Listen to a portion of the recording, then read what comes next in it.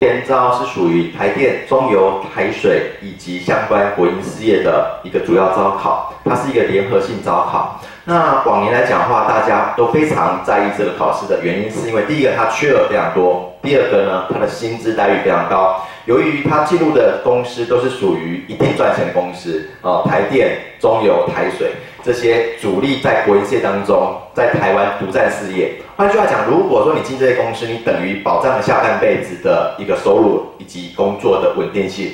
所以，建议同学赶快准备啊！那目前来讲的话，经济部联招在今年的最新讯息已经蛮明确的。好，现在是12月份要考试哦。那12月份要考试的话呢，基本上从现在开始读，基本上时间是足够的哦。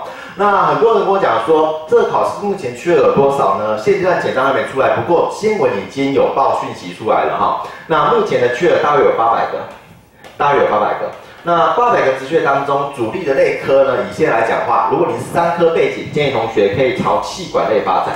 那企管类的话，平均这几年的缺额都有将近100到150个职缺，这是机会非常大啊。那其他的同学，如果说你是工科类组，有几个类组你可以来做选择。第一个机械类，机械类来说的话呢，在我们国营事业联招的这个考试当中，它属于第2大或是第3大类科，平均的都有100个以上哦。那其中另外一个类科属于电机甲或是电机乙。那电机甲跟电机乙的差别在你是读电机类科还是电子类科的。如果你读的是电机类科，请你考电机甲；如果你读的是电子类科的话，请考电机乙。差别在于说它考科跟你的关联性。目前来讲，电机甲缺额通常都有200个以上，那再加上电机乙的部分，通常都有将近300个职缺。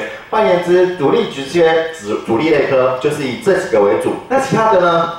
其他类科通常名额上面都非常少。我建议同学选择对着考试的类科，对你是最有机会的哦。那以目前来说，这个考试呢，它现在最大的问题，很多同学跟我讲，它有倒扣啊。那倒扣这件事情会让一个人很害怕，什么人呢？没有念书的人。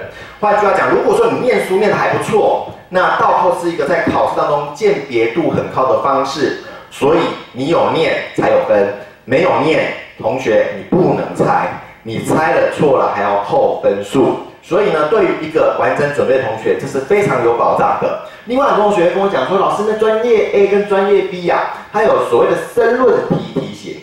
那我这边跟同学说明一下，不要害怕申论题，原因是呢，在国家考试当中，如果考公职申论题属于纯粹申论题，这个当然难度也比较高的。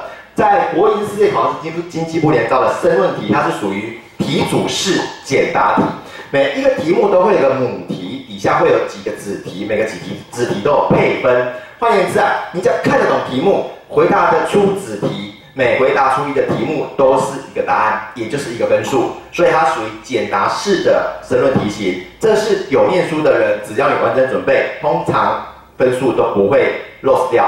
所以，建议同学提前运作是你的现在掌握机会最佳的一个方式。所以我建议大家如果你要考这个考试，起薪3万5、3万6的一个工作，你现在开始准备，一定有